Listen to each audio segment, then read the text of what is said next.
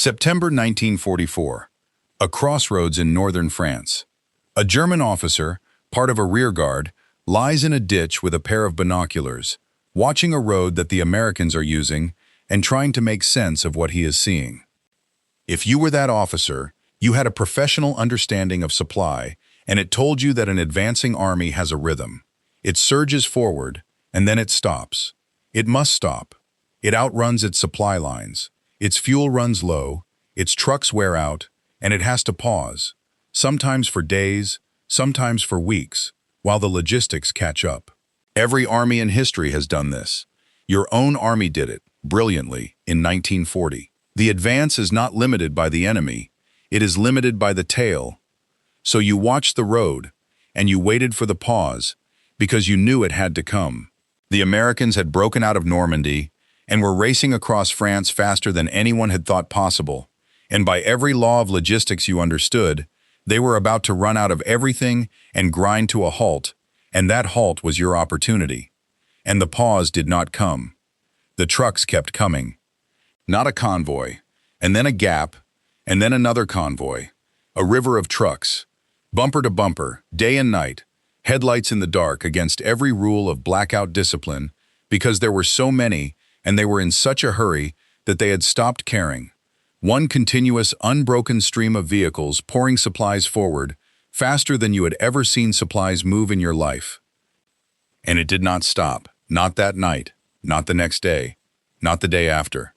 The conclusion a German officer reached, watching that road, was the one his whole experience of war forced on him. This is unsustainable. No army can move supply like this. They are burning themselves out. They will exhaust their vehicles, their fuel, their drivers, and then the whole thing will collapse, and the collapse will be worse for being so reckless.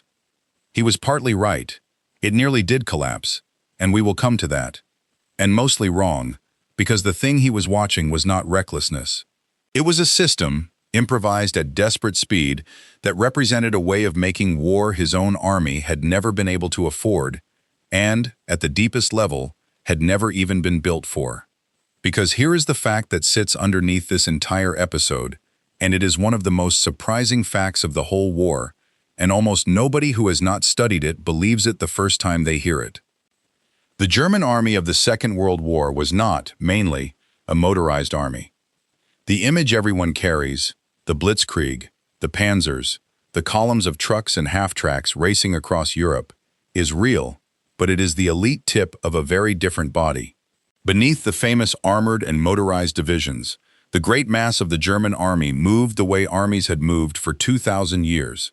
It marched on foot, and its supplies, its artillery, its field kitchens, its ammunition were pulled by horses. Millions of horses. The German army used somewhere in the region of 2.5 million horses over the course of the war, and the majority of its divisions depended on animal transport for the bulk of their movement. The infantry walked, and the horses hauled, exactly as in the First World War, exactly as in the wars before that. And across the road from this army, the finest army in Europe, marching on foot behind horse-drawn guns, was an enemy who had put its entire force on wheels, and who was pouring supplies forward in a motorized river that did not stop, driven, in very large part, by men that enemy's own country would not allow to eat, in the same room as the soldiers they were supplying. This is not a story about trucks.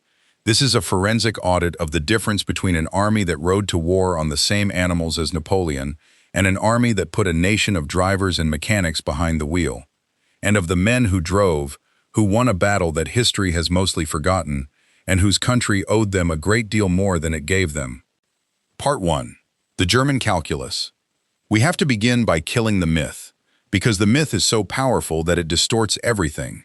And the myth is that the German army was a modern, mechanized force. It was not, taken as a whole.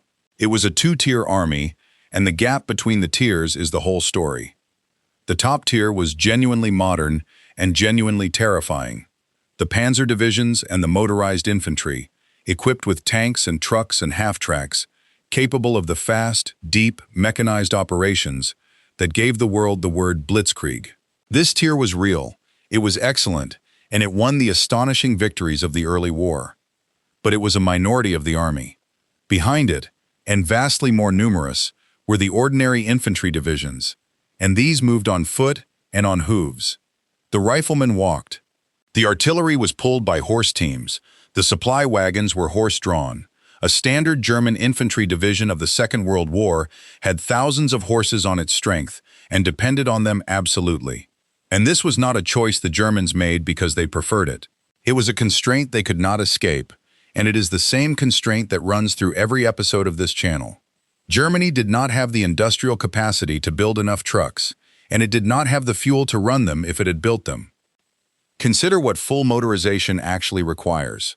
It requires an automobile industry capable of producing hundreds of thousands of trucks and then replacing them as they wear out. It requires a fuel supply, oil, in enormous and continuous quantity. It requires a vast pool of men who can already drive and already understand engines. And it requires the spare parts, the tires, the maintenance system to keep hundreds of thousands of vehicles running. Germany was short of every single one of those things. Its automobile industry, while capable, was nothing like the American one. Its fuel came from synthetic plants and a few oil fields, and was chronically, desperately insufficient. The fuel problem we examined in the very first of these audits. And its population, in the 1930s, was far less motorized than the American one.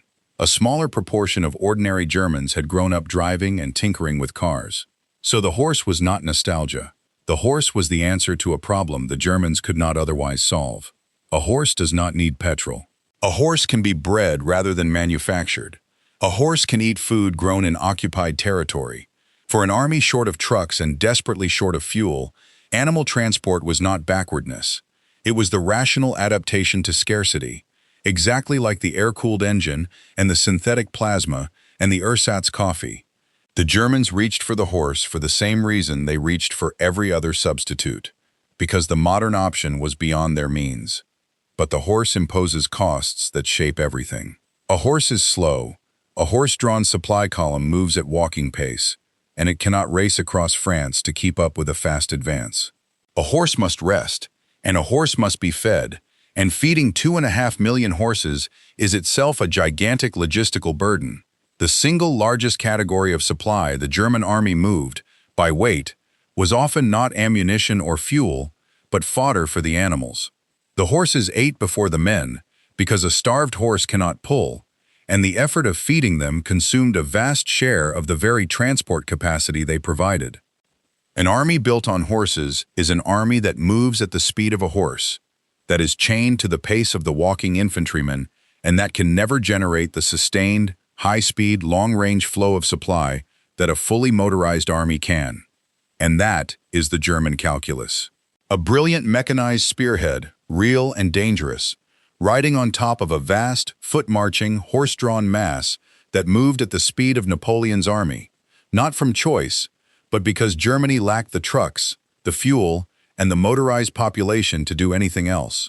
An army perfectly capable of a fast local thrust, and structurally incapable of the thing it now faced. An enemy who could pour supply forward at the speed of an engine, continuously, across a continent, and never stop. Now let us look at the road that would not go quiet. Part 2. The American Answer. The American Army was the most thoroughly motorized military force the world had ever seen, and it was motorized all the way down, and that phrase, all the way down, is the whole difference. It was not that the Americans had a motorized elite and a marching mass. It was that the entire army rode, the infantry could be trucked, the artillery was towed by vehicles or self-propelled, the supplies moved on an enormous fleet of trucks. There was no horse-drawn tail, no walking mass chained to the pace of hooves. The American army moved, from top to bottom, at the speed of the internal combustion engine. And the vehicle at the heart of it was not the tank or the jeep, glamorous as those are. It was the truck, above all a 2.5-ton cargo truck, universally known by a nickname derived from its specification and beloved by everyone who depended on it, of which the United States built hundreds of thousands. It was not elegant, it was not fast. It was a simple, rugged, reliable workhorse, and it was produced in numbers that meant the American army swam in trucks the way it swam in everything else. And behind the trucks was the same foundation we have found behind every American advantage in this series: a nation of drivers and mechanics. America in the 1940s was the most motorized society on Earth. Ordinary young Americans arrived at the Army already knowing how to drive, already able to fix an engine, already comfortable with vehicles in a way that the populations of more agrarian nations were not. The human raw material for a motorized army was simply lying around in American civilian life, waiting to be put in uniform. The country did not have to teach a generation to drive. It already had. Now to the specific thing the German officer watched on that road, because it has a name, and it is one of the great logistical improvisations of the war. When the Allied armies broke out of Normandy in the summer of 1944 and began racing across France, they created a crisis that was the direct product of their own success. They were advancing so fast that they were outrunning their supply. The ports were far behind. The railways had been wrecked by the very bombing that helped win the campaign, and the fighting front was hundreds of miles ahead and moving further every day. The fuel and ammunition were in Normandy. The armies were approaching Germany, and in between was a gap that, by every conventional measure, should have forced exactly the pause the German officer was waiting for. The American answer was the Red Ball Express. It was a massive, improvised, round-the-clock truck route. Thousands of trucks, the number ran into the thousands, drawn from across the theater, were organized into a continuous conveyor belt, running from the supply dumps in Normandy to the front. The routes were made one-way loops, so trucks could run flat out without meeting oncoming traffic. One road forward, loaded, one road back, empty. Military police kept civilian traffic off. The trucks ran day and night, drivers pushed to the edge of endurance and often past it, and the system moved, at its peak, many thousands of tons of supply forward every single day. It was not elegant, and it was not efficient in any tidy sense. It burned an enormous amount of fuel just to deliver fuel. It wore out trucks at a ferocious rate, and it ran the drivers into the ground. But it worked. It kept the armies moving when, by every conventional logistical rule, they should have halted. It was brute force and improvisation on a scale that only the American supply system could have generated. Thousands of spare trucks, oceans of fuel, endless spare parts, and a bottomless pool of drivers. And here is the fact that belongs at the center of this story, and is too often left out of it entirely. The great majority of the drivers on the Red Ball Express, around 3/4 of them, were African American soldiers. In a segregated army, in a segregated country, black soldiers were largely excluded from the combat arms and channeled instead into the service and supply units. And so it was black American soldiers who, in overwhelming proportion, drove the trucks that kept the entire Allied advance alive, who ran the round-the-clock loops, who fought exhaustion and darkness and mud and enemy aircraft to deliver the fuel and the ammunition, without which the famous fighting divisions would simply have stopped. The men who solved the supply crisis that could have stalled the drive on Germany were, in large part, the very men their own country treated as second class, who could not eat in the same establishments, could not serve in the same units, and would come home from winning the war to a country that still, in much of its territory, denied them the basic dignities of citizenship. And the work itself was brutal in a way that is easy to skate past. A Red Ball driver might be at the wheel for 20, 30, 40 hours, with almost no sleep, on rough roads, in the dark, with headlights forbidden, and then used anyway out of sheer necessity. Drivers fell asleep at the wheel and crashed. They were strafed by German aircraft. They fought mud, breakdowns, and their own exhaustion, and they were pushed to keep the schedule because the schedule was the only thing keeping the armies moving. They overloaded the trucks past the rules because more load meant more delivered. They drove them until they broke and then helped fix them and drove them again. It was not glamorous work, and it earned no medals to speak of, and it was, in its own way, as essential as anything done by the men it supplied. An armored division with no fuel is a field of parked steel. The men in the tanks could not have advanced a single mile without the men in the trucks, and the men in the trucks knew it, and did it, load after load, through the dark, for weeks. That is the American answer, in full, with nothing left out. A completely motorized army, riding on a river of simple, rugged trucks, driven by a nation of drivers, and, at the sharpest point of the crisis, kept alive by the improvised heroism of the men their own army had pushed to the margins, and their own country had failed. Part 3. The River of Steel. The numbers behind American motorization are, like all the numbers in this series, of a scale that changes the nature of the thing. The United States built military trucks in numbers approaching and exceeding 2.5 million over the course of the war. Add the jeeps, the specialized vehicles, the tractors and prime movers, and the total climbs higher still. America did not merely motorize its own army, it motorized its allies. Hundreds of thousands of American trucks were shipped to the Soviet Union under Lend-Lease, and those trucks are one of the great under-acknowledged factors in the mobility of the Red Army in the second half of the war. The Soviet tank armies that raced across Eastern Europe very often rode and were supplied on American wheels. Think about that for a moment. American industry produced enough trucks to motorize not only the largest expeditionary force in American history, but also, significantly, the mobility of the Soviet army fighting on the other side of the continent. That is not an army's worth of production. That is a civilization's worth. And the trucks were only the visible part. Behind them stood the fuel, the entire fuel apparatus we examined in the first audit, the pipelines and the tankers and the 21 million jerrycans, all of it ultimately in service of keeping the wheels turning. Behind them stood the tires, and rubber was so critical that its supply shaped grand strategy. Behind them stood the spare parts, interchangeable and mass-produced, so that a broken truck could be fixed anywhere. And behind all of it stood the drivers and the mechanics, drawn from a society that produced them by the million as a matter of course. The whole thing was a single integrated machine for movement, and it rested, as everything in this series rests, on the marriage of industrial capacity and a particular idea about the ordinary man. In this case, that the ordinary man could be trusted with a machine, because the ordinary American already knew machines. And now set the two armies side by side, on the roads of France in 1944, because the contrast is almost unbelievable when you see it plainly. And one side, an army retreating at the pace of its horses and its walking infantry, its supply columns pulled by animals that had to be fed before the men, chronically short of the fuel that would have let it move faster even where it had vehicles, unable to generate the sustained flow of supply that fast operations demand. On the other side, an army advancing at the speed of the engine, riding on millions of trucks, pouring supply forward in a continuous motorized river driven by a motorized nation, so abundant in vehicles that it could improvise a round-the-clock conveyor belt across half of France out of its spare capacity and still have enough left over to put the Soviet army on wheels as well. These were not two versions of the same kind of army moving at different speeds. They were two different eras of warfare, meeting on the same road. One army belonged, in its great mass, to the age of the horse. The other belonged to the age of the engine. And the age of the engine does not merely defeat the age of the horse.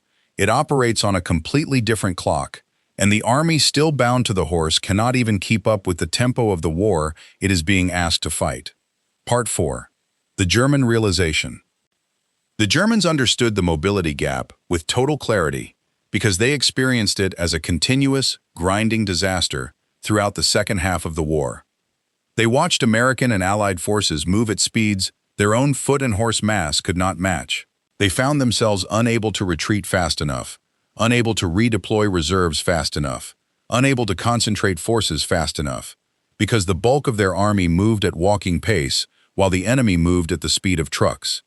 Time after time, German formations were caught, outrun, and encircled by an enemy who could simply move faster than they could, not because the German soldier was slower, but because he was on foot and on hooves, and the enemy was on wheels. And the fuel shortage turned even their motorized elements against them. The panzer divisions that could move fast were constantly immobilized by lack of fuel. Tanks abandoned not because they were destroyed, but because they were dry, exactly as we saw in the first audit. So even the modern tip of the German army was throttled, while the vast mass of it was never modern in the first place. The German assessments of American logistics were, as always, respectful and accurate. They understood that the Americans had achieved a level of motorization and supply that Germany could not match. They understood that it rested on industrial capacity and fuel that Germany did not possess. They understood, in other words, exactly what was being done to them, and they could not copy it, for all the reasons this channel exists. You cannot motorize an army, you cannot build trucks for.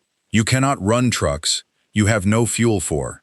You cannot conjure a nation of drivers and mechanics out of a population that is less motorized to begin with. The German solution, the horse, was not a mistake to be corrected. It was the only option available, and its limitations were baked in. And no amount of German tactical brilliance could overcome the fact that the great mass of the German army moved at the speed of a walking horse, while the enemy moved at the speed of an engine. There is a deep and bitter irony here, and it is worth stating because it cuts against the entire popular image of the war. The nation that gave the world the word blitzkrieg, lightning war, the war of speed and mechanized movement, fought most of the war with an army that, in its great mass, moved no faster than the armies of the previous century. The lightning was real, but it was a thin, bright edge on a body that walked. And the enemy that is remembered as slower, more cautious, more ponderous, the material-heavy, supply-obsessed Americans, was in fact the truly mobile force, the one that had actually motorized, the one that moved at the speed the Germans had only ever achieved with their elite tip. The Germans invented the theory of mechanized speed and could not afford to live by it. The Americans said less about it and simply did it, all the way down, with millions of trucks and a nation of drivers.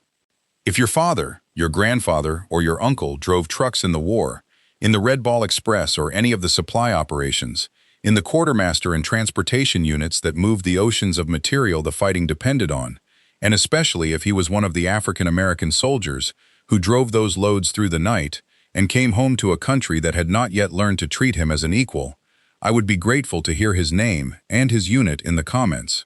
The men who drove the trucks won a battle that gets almost no attention, and some of them won it while their own country was failing them. They are mostly gone now. What remains are the stories their families carry. Those stories belong in the record. Part 5. The Verdict. 1945. The war ends, and the historians begin the long work of explaining it.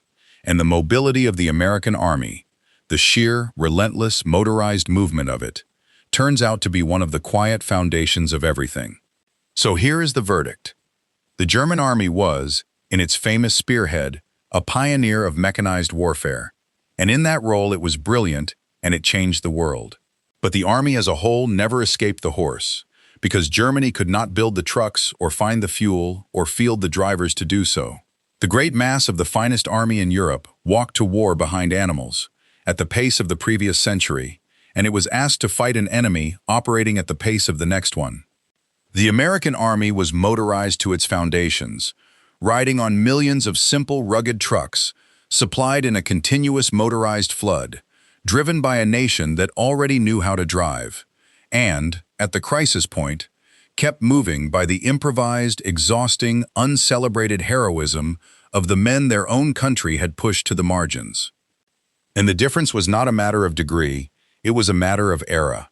One army belonged to the age of the horse, and one to the age of the engine, and when they met, the age of the horse could not keep up, could not retreat fast enough, could not concentrate fast enough, and was, over and over, simply outrun. The German officer in the ditch, watching the American trucks pour past in an unbroken river through the night, waiting for a pause that never came, was not watching recklessness or waste. He was watching the future of war drive past him, one truck at a time, headlights blazing against the blackout because there were too many to hide and too much urgency to care. And he was watching it be driven, though he could not have known this, in large part by men who were winning the war for a country that would not yet let them sit at its table. Men who drove through the dark anyway, load after load, because the soldiers up ahead needed the fuel, and the trucks were theirs to drive, and somebody had to keep the river flowing. Mostly, they did. The Germans marched to war behind their horses. The Americans drove, and the men at the wheel deserved a better country than the one they were saving, and gave it their best anyway. If this forensic audit gave you something to think about, hit the like button. It keeps this channel visible to the people who want the history the way it actually happened. Subscribe if you want the next audit, because there are more of these. More systems, more decisions, more of the invisible, unglamorous machinery that decided who won and who came home. And remember this about the men who drove. Nobody made a film about a man at the wheel of a 2.5-ton truck, 40 hours without real sleep, pushing through the dark on a one-way road in France, no lights allowed and then too tired to care, hauling fuel to an armored division 100 miles ahead that would stop dead without him. He did not fire a shot. He did not take a hill. He drove, and he stayed awake, and he kept the river flowing, load after load after load. And when the war was won, the fighting divisions got the parades, and he got a country that still, in half its territory, would not serve him a cup of coffee. He was not trying to be a hero. He was trying to get the load forward and to stay on the road, and to do the job his country asked of him, even though his country had not yet earned the asking. Mostly, he did. They deserve to be remembered by name, by unit, and by the plain fact that the great advance across France ran on their wheels, and that they kept the river flowing through the dark, for an army and a nation that owed them far more than it had yet paid.